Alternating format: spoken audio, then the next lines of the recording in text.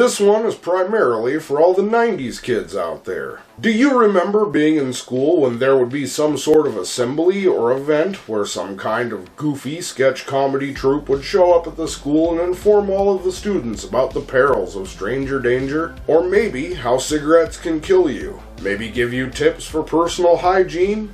Give away yo-yos? Or explain why you were getting hair in strange places? What can I say? It was a different time. In the 1990s, we weren't as sensitive as pretty much everyone is these days. Instead of getting offended, we learned and moved on. What can I say? It was a different time.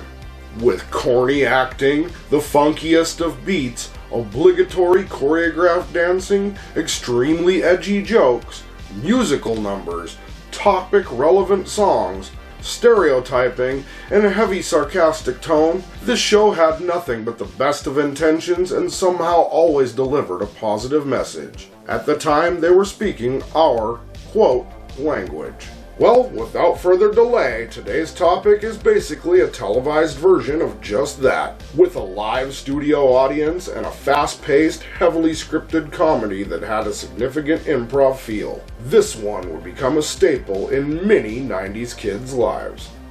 Hey everybody, what's up and welcome back to Macabre'Gorium Labs presents School of Boredom, a showcase of things likely forgotten, Nickelodeon edition. My name is Bats, and I'll be your guide today as we discuss Lesson N-110, Roundhouse, TV for Growing Up.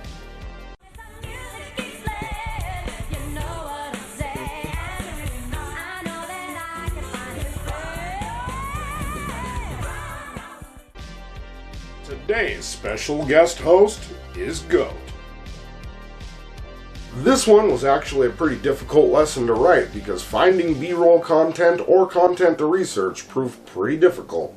However, I have to give a big shout out to this video's saving grace. All of the B-roll for this one came from a YouTube channel called The Roundhouse Movement. I will leave a link to their channel in the description. They have posted a bunch of the episodes, although some of them do have some volume issues. They're worth a watch. So go show some love and check out the Roundhouse Movement here on YouTube.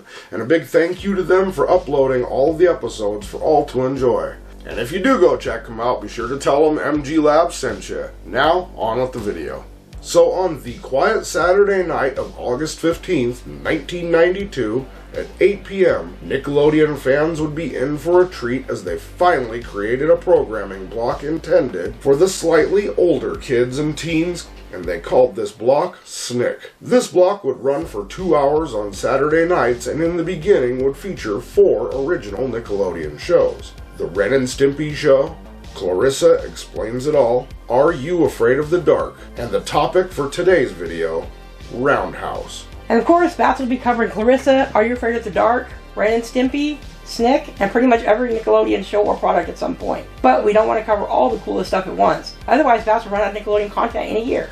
And yes, I do realize I probably should have covered SNICK itself first, but we figured that one would be a banger. Premiering in 1992, Roundhouse was a young adult targeted sketch comedy show with a heavy focus on coming-of-age tropes like family life, society, and, we'll just say, growing up. It would last for 4 seasons, consisting of 52 episodes, with its final new episode airing in late 1995. Roundhouse had a total cast of 19 cast members, and the Roundhouse Band. The show centers around an average American family called the Any family. As the Any family's kids go through day-to-day life and go through tropes of growing up in the 1990s, with a lot of cardboard props and a good amount of its sketches taking place in the Any family's television via corny, topic-centric parodies of then-popular shows. The Roundhouse sketches would often be accompanied by mock product parodies reminiscent of Wacky Packages. Here's a quick example. Out of a dad being that overbearing, and that's why I eat Cheeties. Cheeties. When winning isn't the most important thing, it's the only thing. Cheeties. Family, the official cereal of the U.S. Olympic team fathers. During its run, the show would cover a wide array of topics, and while we aren't going to cover them all in detail right now, we will discuss a couple in particular, as well at least mention each episode by name. In fact, a lot of the episode titles kind of give away what they're about, and Season 1 had a total of 13 episodes, starting with You Can't Fire Your Family, New Kid in Town, the last one picked, School Days, First Date, Crushes and Idealism, Television on Trial, Meat Market, some of our older fans might know what that means, The Clock Strikes Back, Conflict, Lifestyles, The School Party, and What If. Depending on where you look, you'll find that many different people have different titles for these episodes, but I'm going to use the ones I got from the wiki. Now, only Seasons 1 and 4 had 13 episodes, while the other two had a different amount. Season 2 had 11 episodes. The Game of Popularity, Environment, Pets, Step-Family Feud, In Trouble, Independence, Fears, Best Friends, and Baby Makes 3, Summertime Blues, and finally, Technobabble. According to the wiki, unlike Seasons 1, 2, and 4, Season 3 actually had 15 episodes. Starting with Happy Holidays, Women vs. Men. I've also heard this one called Feminism, so let me know what you guys think in the comment section below. Gang Violence, Jealousy, Talent, Rock Stars, Greed, Prejudice, Generation Gap. I personally think that a lot of kids these days should watch that one. Puberty, Privacy, Self-Esteem, The Joke's on You, Running Away, and finally, Season 3 wraps up with Lies. And the final season, Season 4, would go back to its roots by having 13 episodes, and they are as follows. The Big Quake, Summer Camp, Change, Nobody's Perfect, which was a live broadcast episode, Dropout, and a 2-episode arc called The History of the Innie Family, Parts 1 and 2. That would be followed with Justice, Superstitions, Stress and Success, Obsession, War and Peace, and the series finale, Endings. As you probably have guessed, there were a handful of those episodes that were a little more than risque. If you want, you could fill up the comment section and let me know if you'd like me to make a School Boredom bonus features explaining each of the episodes as best I can in detail. However, you will have to let me know in the comments if that is something you'd like to see me do. Taking place in a warehouse setting, the show utilized quickly interchangeable set pieces affixed to pull carts. And then there was, of course, Dad's iconic mobile chair. And I'd like to cover the set pieces and props and Dad's chair in a School Boredom bonus features as well. However, for now, I will discuss a few of the episodes. By Season 3, they had started getting into deeper waters. The episodes started taking on a more serious tone and feel. In Season 3, we got a particular episode called Gang Violence, and the episode would focus on, well, gang violence. You have to understand that back in the 1990s, I'm not sure if it's as relevant or prevalent as it is today, but we had a really bad problem with gangs. For example, most of us kids had to be careful simply about what color shirt we wore, even if not affiliated in any way. With its focus on gang violence, it would demonstrate to the young audience the dangers of a gang lifestyle. And the episode even wraps up with an eerily dark message that shows the statistics of gang violence in America circa 1992. That message stands especially true even to this day. Gang violence is no joke. Later in Season 3, they would also make an episode called Prejudice, or Intolerance, and obviously this one covered, well, basically it covered discrimination, which, as you know, while we feel like is a serious topic, is not one we're going to discuss here. And then there was Endings, the season finale. This was such a weird, self-aware episode, and they mentioned several times that they either got cancelled, are now unemployed, or have no idea what they're going to do after the show. However, the episode was also about other endings as well, like breakups.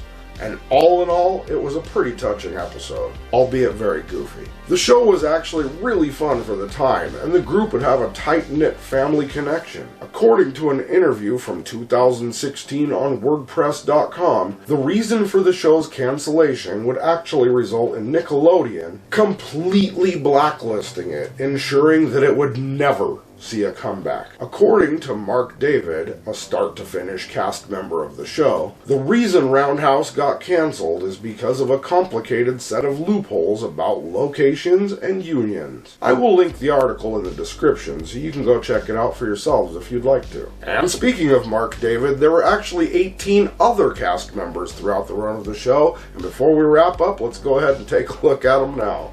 In order of appearance. Starting in Season 1 and moving forward, we had Alfred Carr Jr., David Sidoni, John Crane, Natalie Nucci, Mark David, Julian Rene Percado, Sean DeWalt, Ivan Dudinsky, Mickey Duran, Seymour Willis Green, Crystal Lewis, Dominic Lucero, Lisa Vale, Jennifer Seehey, Amy Ehrlich, Sean Munoz, David Nickel, Natasha Pierce, and Brian Anthony. And then, of course, there was the Roundhouse Band. The Roundhouse Band had 4 original members, with 2 more coming in later, and those members are Marty Walsh on guitar, John Pina on bass guitar, James Raymond on keyboards, Jack Kelly on drums, Will McGregor bass guitar on Season 3, and Abe Laboriel Jr. on drums in Season 4. I am totally sorry if I butchered any of those names, but moving on, Roundhouse would be nominated for 6 awards and would actually win 4 of them.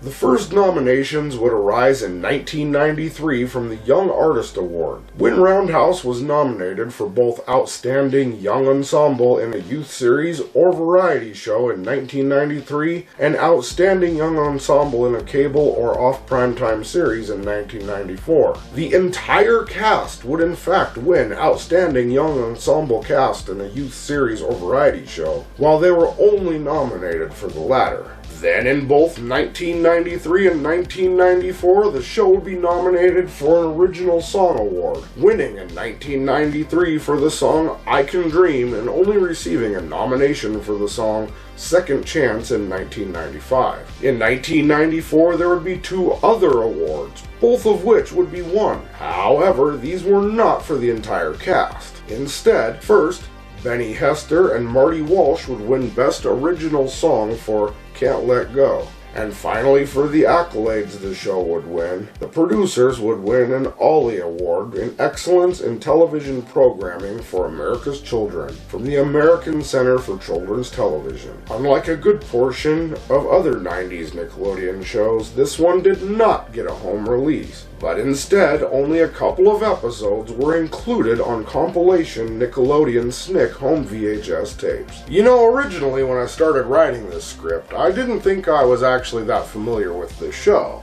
Funny thing though, it turns out as I started watching some of the episodes here on YouTube, it all came back. Turns out I actually do remember many a Saturday night sitting there and watching this goofy show. It brought back a lot of memories. But now I have to ask, were you a fan of this show? Did it ever help you discover anything about yourself? What were some of your favorite Roundhouse moments? Maybe you have a suggestion for a future video, or just want to drop in and say hi. Either way, let us know what you think down in the comment section below. And with that, unfortunately, we've come to the end of another School of Boredom Nickelodeon Edition video. My name is Bats, and this has been Lesson N110, Roundhouse, TV for growing up. Be sure to check back next time because you never know what we have in store. And as usual, think for yourselves, be excellent to each other, and of course, keep it creepy.